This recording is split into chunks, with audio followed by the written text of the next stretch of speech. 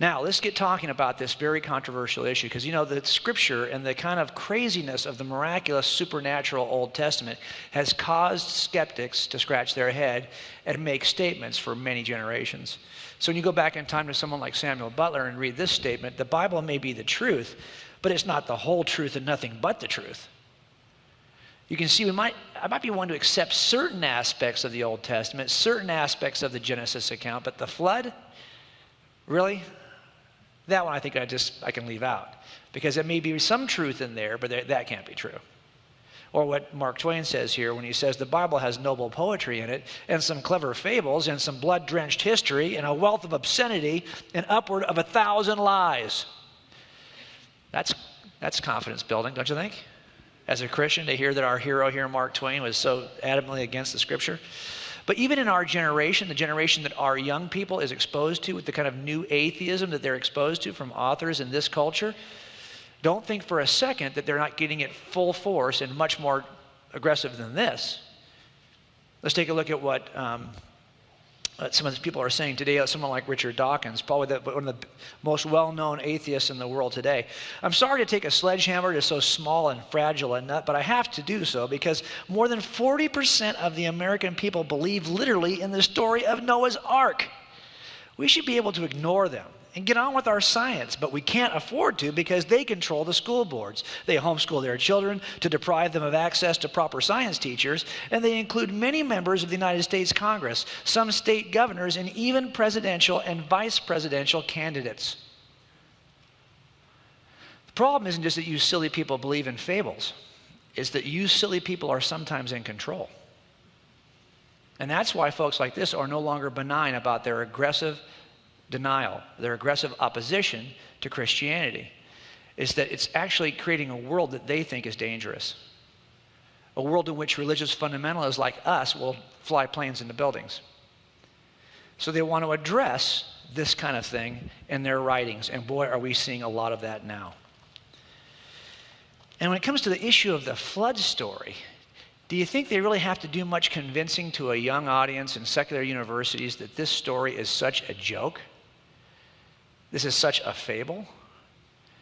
They don't spend a lot of time arguing scientifically why it's a fable. All they typically do is just describe the story. That a flood, the globe was covered, every piece of land was covered with water. Really? How much water would that be? And that every single thing on the earth was destroyed. Every human was destroyed by this flood, really? Except for some small group, a family who survived. Oh, what about the animals? Oh yeah, they're all destroyed too. Except, they got pairs of the different species on the boat. Really? All of them? Oh yeah, all of them. Oh, and they got on a boat and they survived this in the water. Yeah. How does that sound to you? Does that sound reasonable to you? There are times when the skeptics will get in front of debates, like when I saw Christopher Hitchens debate William Lane Craig at Biola several years ago when Hitchens was still alive. And he simply had to discredit his opponent like he typically does. He'll ask the audience, look at his opponent, and demonstrate the ridiculous nature of his opponent by asking a simple question. Do you believe in the virgin birth?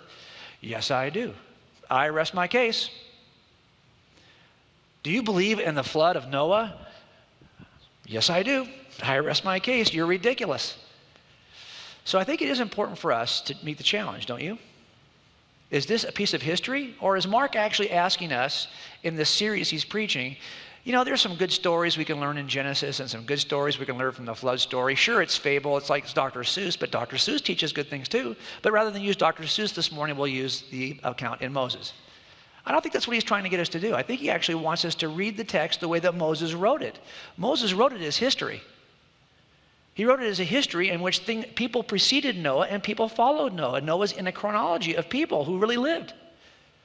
So let's take a look at it and see if we can actually make any sense of it from that perspective, not as though it's some convenient, usable delusion. It's kind of like the thing we do when we have any set of witnesses. Someone's going to tell me a story about the crime, and I've got to figure out, why should I trust this guy? Why should I trust her? I had a murder that occurred in 1981 in our city in this house. And this murder was of a high school girl, a junior, who was stabbed to death. And it was a tragic event. And many years went by before we reopened the case. And by the time we reopened the case, we started to talk to the people who knew her or knew something about the murder or lived next door to her or worked with her, people in her sphere of influence. And we asked them questions about what happened that day and what they knew about it.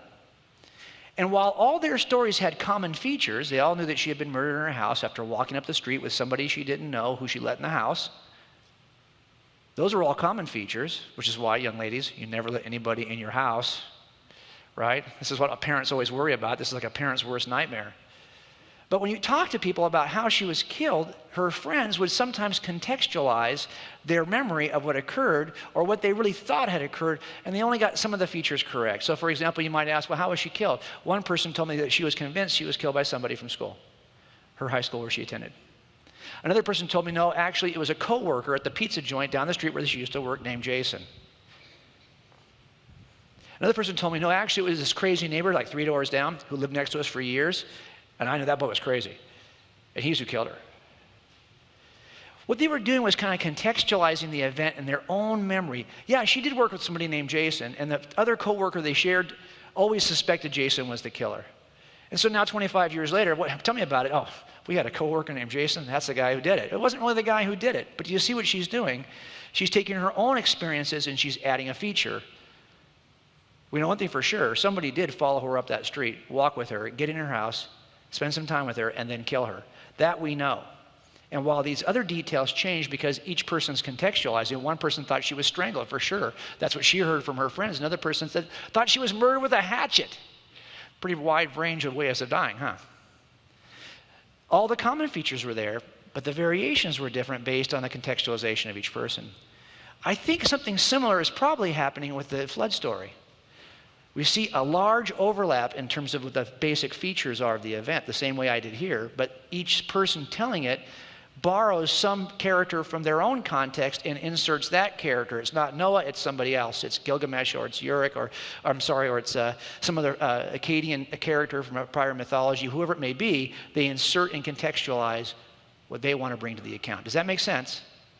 What I have to figure out is, when talking to these people, how much of this is their own insertion, and what's the core truth I can mine out that I can trust.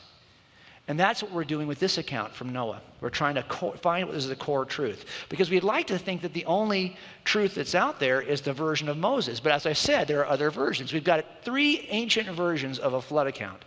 3. One is found right here in Genesis, the flood of Noah. But it isn't the only ancient account of a flood. There are 2 more.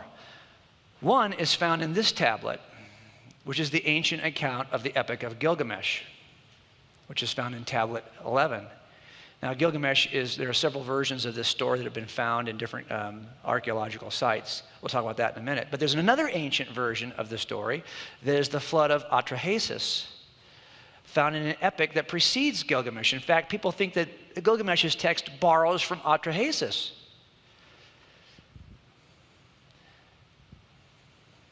So the question, of course, is which of these should I trust?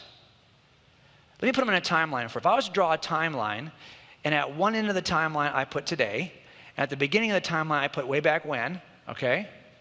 Now, if I look at where these stories appear, you're going to discover that the European stories are not as ancient as the ones around the Mediterranean. And the stories in the Americas are actually not as ancient as the stories in Europe. In other words, it looks like the stories are following people as they migrate across the globe. So my question is going to be, well, where do these stories come from? That's probably the story I can trust, right? Well, there is an ancient version that Moses writes in 1400 BC. There it is. The problem, of course, is that there are other ancient versions. Now, Gilgamesh, actually, the copy we have that actually includes the best flood narrative, comes from about 1000 to 1300.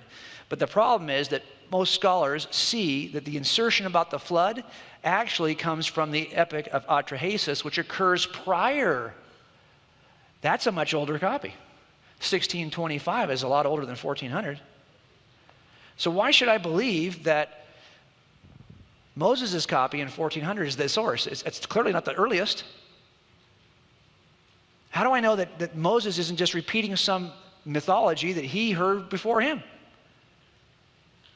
Well, it turns out that no one on the wall is describing an event that they actually saw.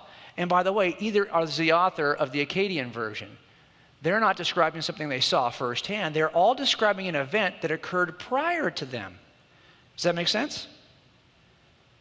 So really the question isn't about whether, in order to figure out this out, I got to figure out which of these early versions should I trust. That's really what this comes down to. I know I had a murder in 1981. I know it had certain characteristics. The question is, which witness afterwards should I trust? Right? Same thing. I know I've got an early event. I've got 3 people describing it. Which one should I trust? Make sense?